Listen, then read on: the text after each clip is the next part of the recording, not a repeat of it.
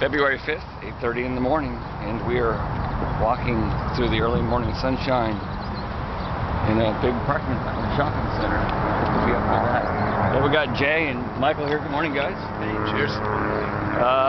Well, the what's up with that is that we are heading out to Brawley. Brawley, for those who aren't familiar, and I have to admit that I was in that category just a few short days ago. Brawley is in East County, about 2 hours I think we're going to be on the trip. I think 2 hours each way. 2 hours each way. So I can assure you I won't be vlogging the entire time. But we're going to go out and visit Brandt Beef and check out the way that they do their raising, how they take care of the cows, whether they give them, you know, neck and shoulder massages every day to keep them in happy spirits. You know, it's one of those California happy cow things. Or is it? Well, we're going to find out. Okay, we now find ourselves in beautiful downtown Brawley, huh?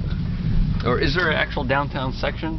Did you guys notice? I think this is not it. But. Okay. Well, we're looking for the Brandt. U-turn here. Oh yeah. Please be careful with that lady coming out of the Rite Aid. She identified us as city slickers right from the get-go. I wonder which of the numerous clues she picked up on. I love owls, and I want to see the babies. I missed that. So he raises owls? Yeah, instead of using, you know, a lot of it. Who's the he? I think it's the guy Mark that we're meeting with now. Okay, cool.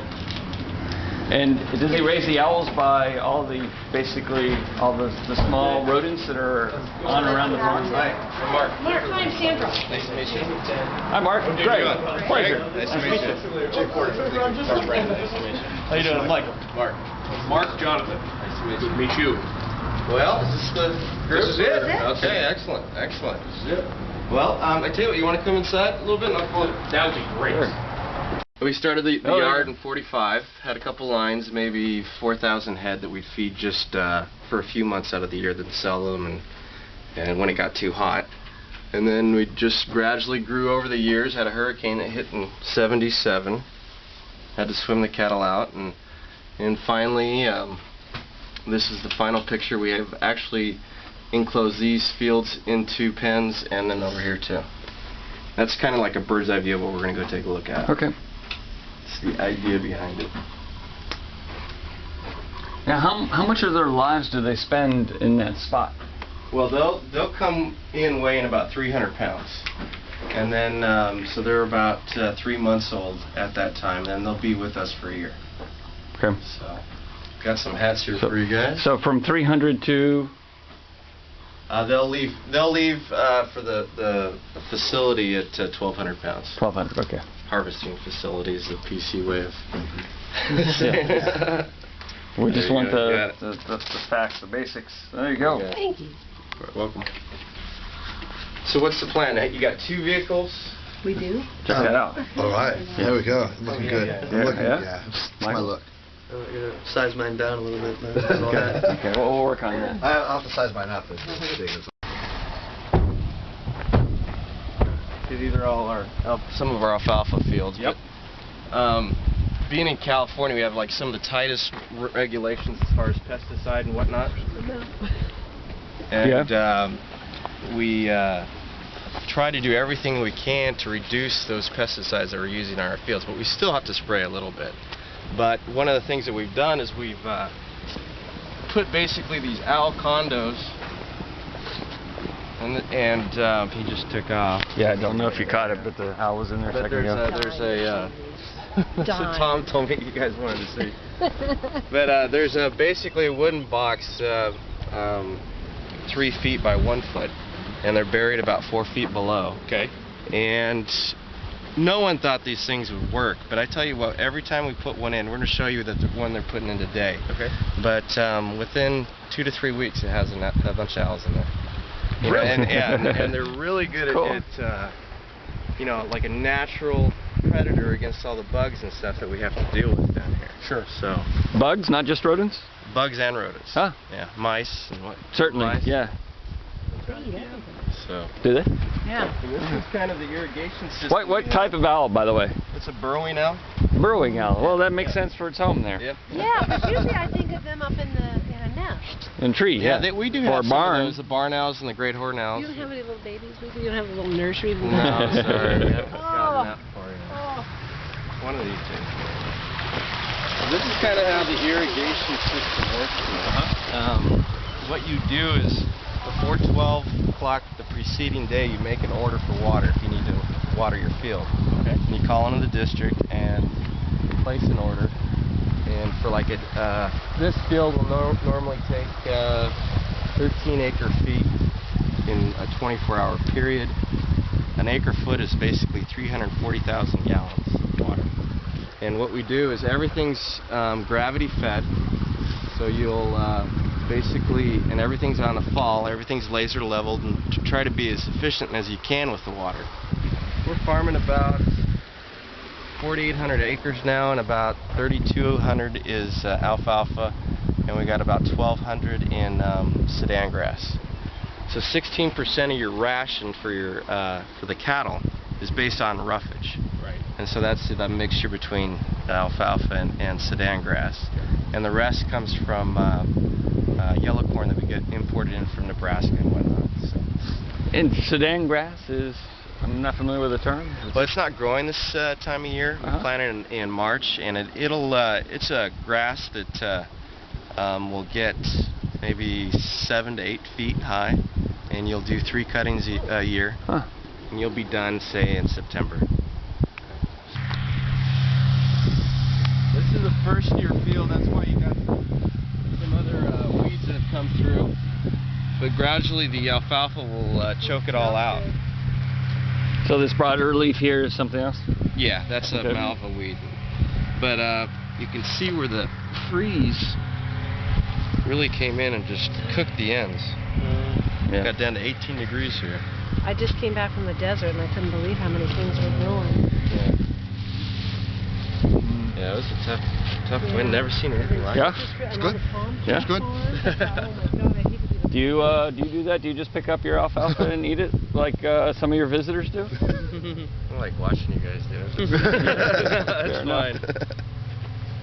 I like eating the corn when we get over actually there. pretty Yeah, good the corn, stuff. the corn's It actually Corn it is really pretty does taste good. Yeah? Yeah, we got 2 or 3 cuttings that are that will be sold to. All right. Well, I dairy. guess I'll have to pull myself out some alfalfa here. They pay a really high price, and those guys, when they come out here, they eat the shit out of the stuff. And they'll This say, is oh yeah, sweet. I want that one. Yeah, it is sweet. better than wheatgrass. Everything's better than That's a low bar. Stuff's terrible. That's for example, like these. You see these white tags that have 810. That's lot 810. That's so there'll be about 160 to 320. And I'll tell you, we can go ahead and get out. Where are they from here? Sir.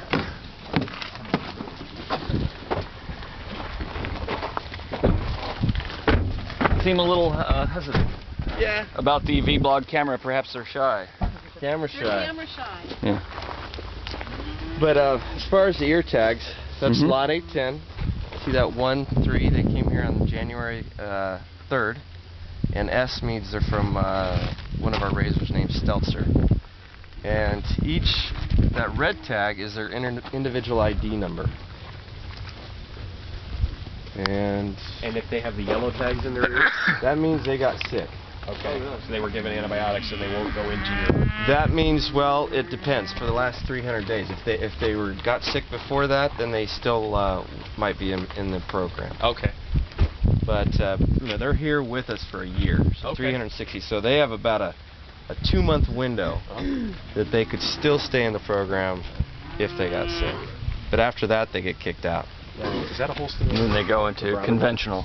Yeah, it has more of a Jersey influence in it. Now, what the hospital crew will come through, each corral is checked daily for sick, and they'll come through, if that guy gets sick again, they'll type up that number, that hospital number, and every hospital crew has their own portable computer, and that full medical history will come up for that animal. This is kind of the feed we got.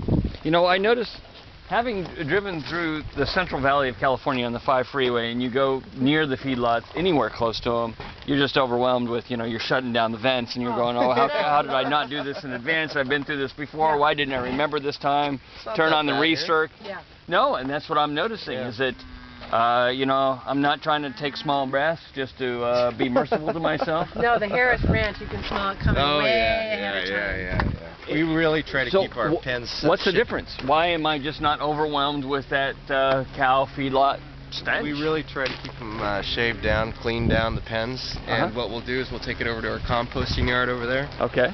And that's the composting. You're not smelling that either. Yeah. Well, because when you naturally compost, the aroma is it kills it. Muted. Yeah. Cooked out.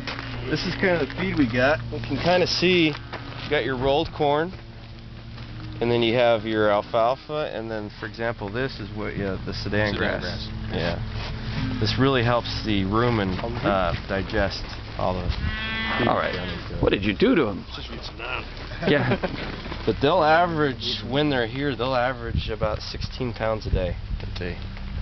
16 pounds a day. Yeah. That means that, and there's some ratio between the amount of this that they have to eat to add this. What's the pound ratio? How many pounds of this to add actual pound onto the animal? You're looking at about 6 to 7 pounds. Per one? Yeah. Put on about a pound a day, is that correct? Well, it depends. Once they get bigger, they put it on a lot faster. Oh, so you were referring to how much they eat, not how much they gain in weight? They'll do about an average of about 2.75 pounds a day, 2.6. Gotcha. This is Scotty. How y'all doing? Scott Chapman. Nice to meet you. He's our feedlot manager. Hi, Scott. Scotty. Greg, Nice pleasure. to meet you. Scotty. How's it going? Jay Porter, pleasure to meet Nice to meet you. About how many cows are we looking at right here? Normally in a pen you'll have about 160. 160 per pen. Yeah. Multiplied by... There's a lot of pens. Yeah. Thanks. I was having difficulty putting it in other terms other than that myself. So So you have 105,000. Yeah, 100 to 105. It kind of fluctuates. 600 pens. Every day we have cattle leaving and cattle coming. It's just like one big hotel. All right. I notice it's a little bit more aromatic out here than perhaps by virtue of being in the middle of it rather than on the edge of it. These next about 3 pens of the cattle that will be going into Brandt Beef. So these are natural. Mm-hmm.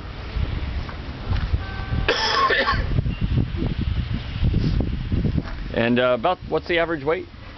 These guys will probably weigh around 1250 live.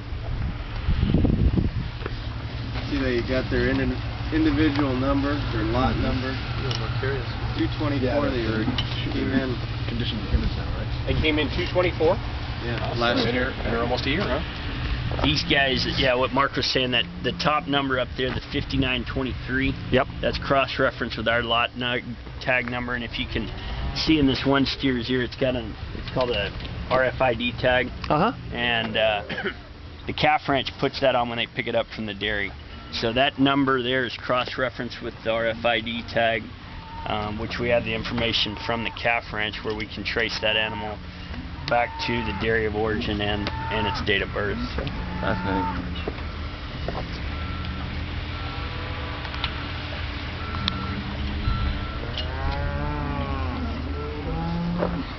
All right, 5933. Smile. Actually, they're not that vocal. No, I'm hearing some, calling from over on the other side. But.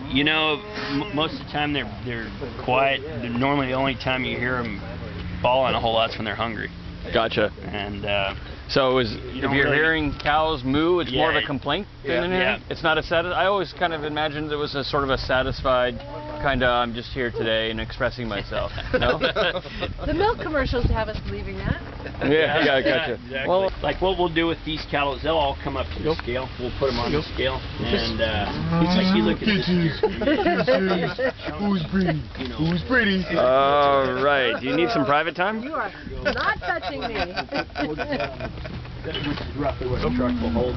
And at that time, as they're coming off the scale, we're going to sort off anything that's like, this pen looks pretty good, but something like this, it's a smaller steer that doesn't really weigh as much. It doesn't have quite as good a confirmation is Are you like looking this at like guy. the upper leg here? It looks like maybe Yeah, the exactly. shoulder, right? And, The shoulder and here. the back and the hind end, just kind of looking at everything. Just you want You're looking at it like a piece of meat. Exactly. You want a good stocky animal, exactly, going into the deal. So. So in the words of the cow, what am I, a piece of meat to eat? Yeah.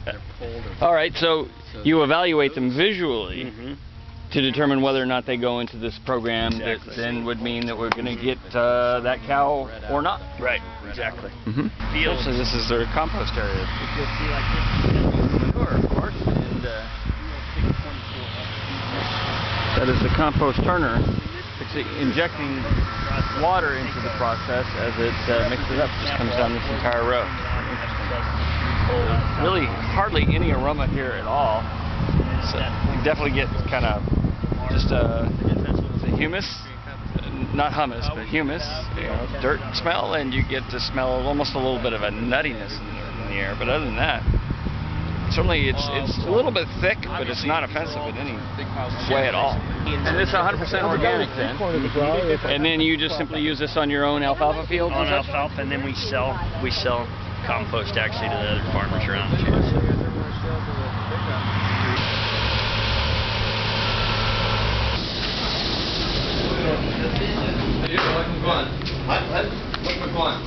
How are you? Great, Cook. Pleasure. How are you? Good, thank you. Good. Thanks for taking the time to come all the way down here. Absolutely. Well, interesting so far. Good. All right. Good. Went out and saw some of the fields, and then we're back by the compost as well. We wanted to see you as well. Now you guys have a restaurant? Same deal? With representatives from two pretty large brand customers, from the Linkery in San Diego, and then from Stone Brewery up in Escondido as well. Okay. Good. They're already hooked on your product. The nice part about the top sirloins that you use is that when you buy the whole primals, you have that barcode on each piece. And with the barcoding, what that can do is that can track the animals all the way back to the date of birth, the calving farm. Steve, you can. Dairy of origin and date of birth on each calf. Versus the big boys where you can only track things by the barcoding that's on the boxes of product. What Brandt does in this special is that they can do that on each and every piece of meat that they process. Well, and that sounds all fine and well, but what does that mean to me as a consumer, me, the person eating the steak at the Stone World Bistro Gardens? Sure. That if perished with thought there is a problem, it can be traced back to its very birth origin. So essentially, it's an accountability. Absolutely. Certainly. Interesting. Fascinating. And you were talking off camera how you've branded the beef, not in the old style branding, but as in the branding as a brand of this is Brandt Beef, this is what we mean and represent, and sort of getting out of the commodity side of the equation. That's definitely right. That's what we're trying to get away from the commodity side. You know, we just got back from the food show over in Lyon, France, and it is so remarkable over there how slow they do things. Like, and without the use of the hormones and the antibiotics, yes, it takes us a slower time, a longer time to get there, and it costs us more, but the proof is that it's a better product, and the consistency is always there. Right. You know, when I was being raised, I remember what a chicken tastes like. I don't care to eat chicken. And she says, well, it's just the way they do things over there. You saw on the pictures, you know, where the chicken was out free range with the grass and whatever. And in the United States, it's a race from the time that chicken is born to 47 or 48 days later, where it can never sleep. It's got everything pumped into it that it needs. And she says there's no flavor anymore to our chicken. And not the chickens we buy. That's how I The met. chickens most people buy. That's That's how I Not met the all chickens this that you stuff. buy. Yeah, not the I chickens got a that free-range chicken. That's how I got hooked up with Hamilton. That's how I met I'll tell Brewing. you, Right. get down here, And you go- have those yellowy, delicious chickens, and yeah, there's no going back once you taste those. I remember going to Oktoberfest in Munich a few years ago, and here it is, these massive halls with so many customers are doing, and I got a chicken dish for dinner at one of these, 20,000 people inside of this tent, they call them. And the quality and texture and flavor of that chicken was out of this world. I had not had a chicken that tasted like that in the United States since I was a kid. Right. It reminded me of growing up in rural Ohio. Yeah. The difference is phenomenal. Well, it's great to be able to visit you guys and see the differences that you're doing and what it really ends up to when it comes out to our place. Yeah. Well, one thing's going to be is everything a little bit more takes us some more to do this. The big thing is your customers will be the ones that's the proof in the pudding. So if they keep coming back, they like the product, we're going to keep expanding it up. Beautiful. Cool. Good. Thank you again. All right. Appreciate Thank it. you. All right, cool. On with the journey. Thanks again. All right.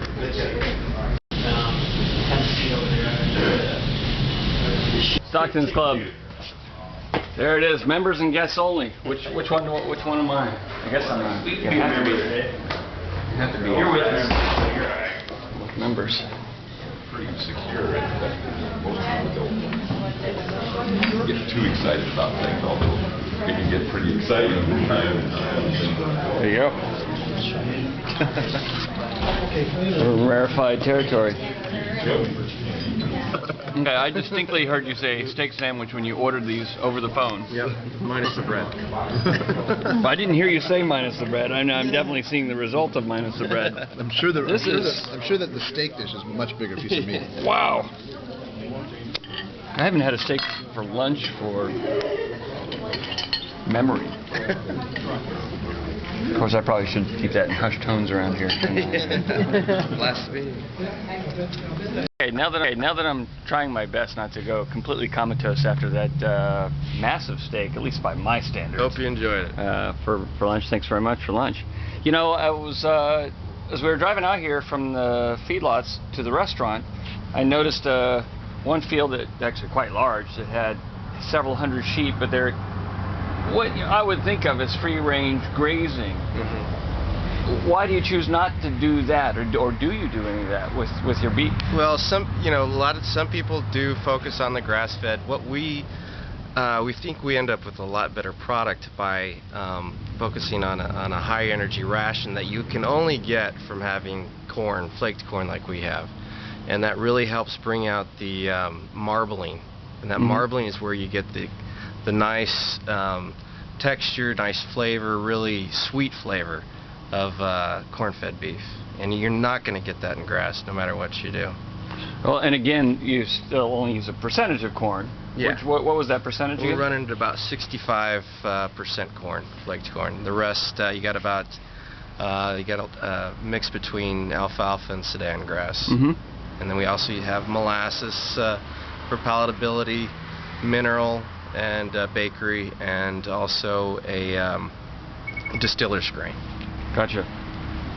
But no hormones and no antibiotics, or at least not within X period of time? Last 300 days of the feeding period, there are no antibiotics at all. You know, if that animal does get sick, which sometimes they do, they'll get kicked out of the program and fed into our conventional program. Right.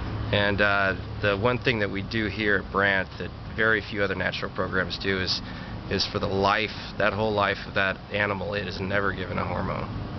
You know, that's right. Legally speaking, in order to say hormone-free, a raiser, what do you call them, rancher, I guess? Yeah. Just has to cut off the hormones for the last period of time? It depends on what their definition is. You know, and our definition, that's where we take the time to say, hey, from the birth of this animal all the way till its last day, it is never given a hormone, whereas other natural programs, they could be given hormones all the way up until like the last 100 days, and then they're free from there. Gotcha. So that's a pretty easy standard to understand. Yeah. Never in their entire life. Yeah. Keep it simple. Yeah. Thanks. Well, we appreciate it. You got it. Cool. Well, thanks for lunch. Thanks for the visit and the tour around. Anytime. Always welcome. We'll see you at our place next time. You got it.